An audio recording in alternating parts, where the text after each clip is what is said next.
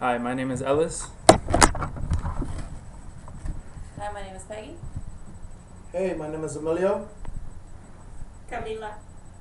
My name is Eddie. My name is Pilar. And I am Joanna. Thank you very much for being here tonight. Time is money. That is a very commonly used phrase here in the United States. But let me tell you something. Without health, even though you have all the time in the world, you won't be able to produce a dime. The topic of my speech is stress. The reason why I chose this topic is because a few months ago, my sister got very ill. She had a lot of pressure in her life. She was showing the signs of stress, but she never paid attention to them. One morning she woke up, she opened her eyes, and she realized that she could only see through one eye. She ran to the bathroom, washed her face. When she looked at herself in the mirror, she saw that her left eye was a ball of blood. That's when she understood that stress was taking a very, very high price on her health. At that point, she needed to take off from work. She had to take off about a month and a half to be able to take care of herself. I want people to understand that stress is not only a word. Stress is a group of signals, a group of signs that your body tells you for you to understand that something is going wrong. Stress is a group of signs that in warnings that you need to pay attention to and you need to listen to before it takes a toll on your health. I'm going to talk about the anatomy of the stress. Stress, everybody knows that is your biological reaction to some kind of a stimulus. External stimulus that can be positive, that means that it makes you perform better, do better things, or negative, that's the stress that causes illness. When you go and have your stimulus, we have a fight and flight reaction. That's what we call survival mode. When we get into survival mode, we have a lot of chemicals being released into our body. Those chemicals are cortisol, adrenaline, and other corticoids. Those corticoids hormones are produced in the adrenal glands. They are located on top of your kidneys. When you have this cocktail of chemicals in your blood, you start showing symptoms. Adrenaline makes your heart beat faster, your respiration go faster, your blood pressure to go up higher. That's when you feel that you're carrying the world on your shoulders. That's when you say, I am stressed. Okay, we're going to talk about the causes of stress now. Health condition. For a lot of people, it's very, very hard to have bad health. It makes you depressed after you're a very active person and just be bound to a bed, bound to a chair. That causes a lot of stress. Your work. Me, as an example, I have a full-time job and I'm a full-time student. So I pretty much spend about 11 hours of my daily life going to work. That's a long time. So I need to make sure that my work is one of the places that I enjoy the most. And if you cannot enjoy it, at least do some kind of activity that helps you cope with the stress that your job is causing you. Emotional problems. People deal with emotions differently. There's people that eat a lot, like me. There's other people that don't eat. There's other people that get depressed. They don't want to get out of bed. There's other people that go out, drink, and party. Each person has a different way to deal with their stress. In general, any outside stimulus that causes you discomfort is what we call stress. The symptoms. The first system that is affected by stress is your digestive system. The reason why is because when you're stressed and you get into that survival mode, that cortisol hormone makes the acid in your stomach to go in overproduction. So the first symptom that you feel is your gastritis, which is the inflammation of the stomach, the acid reflux, and of course, irregular bowel movements, diarrhea, constipation, and gas. A lot of people says, how is that related to stress? It goes hand by hand.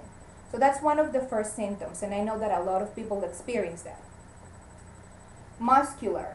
That's the second system of your body that is affected by stress. Especially here in the neck, the shoulders, and the back. You feel that you carry the world in your shoulders. The tightness is unbearable, and then all of this pain goes extremely down to your lower back. That's when you need to do exercises to try to release the pain, release the pressure, to be able to untighten those muscles. Immunological. If you guys notice, when you're stressed, you get sick more often. The reason why is because cortisol, again, inhibits the reproduction of the T cells in your immunological system.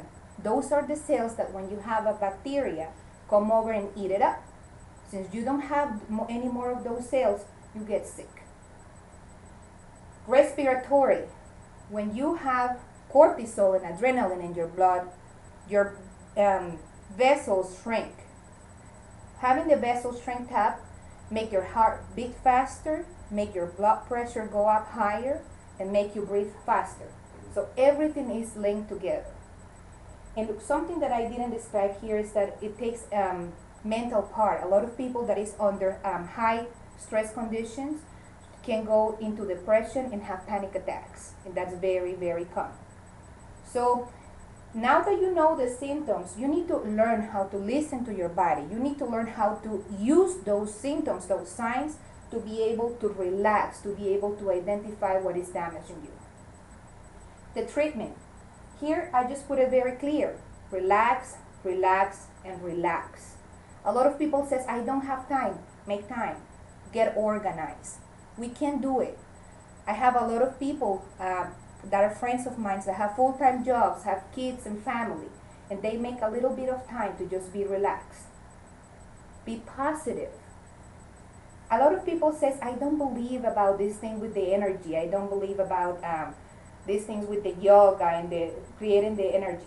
But while I was doing my research for my paper, I realized that even though it's inexplicable, a lot of people that is into these new age tendencies have a very better understanding of their body, better understanding of the world, and they channelize that energy of the world to start being positive. Eat better. There is a lot of foods out there that will help you cope with your stress. Sodium, potassium, you don't need to take them from a bottle. You can eat them in strawberries, you can eat them in bananas. Instead of having a candy bar, just have a banana, have a strawberry. That will help you with your stress. Good fatty acids, omega-3. A lot of people doesn't know that omega-3 will help you release the production of other fatty acids that contrarrest cortisol. And remember, cortisol is the enemy. In general, having good eating habits is going to help to release your stress as well. Exercise.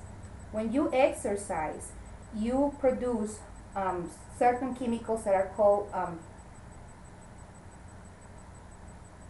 hormones in your bloodstream that will help you and they will make you feel happy. Those hormones are going to make you feel that you're in a good mood, make you help you sleep better, and of course it's going to improve your quality of life. I want you guys to understand again that stress is not only a word. Stress is a disease. It's a disease that can kill you. You need to identify if you're having stress. You need to learn to control stress, and you need to learn how to work stress in your favor. If stress is a positive thing in your life, use it. If stress is causing you negative, tackle it and work on it right now before it takes a big toll in your health. I don't know if you guys happen to have any questions for me today. No, thank you. Okay, thank you very much, and thank you for being here.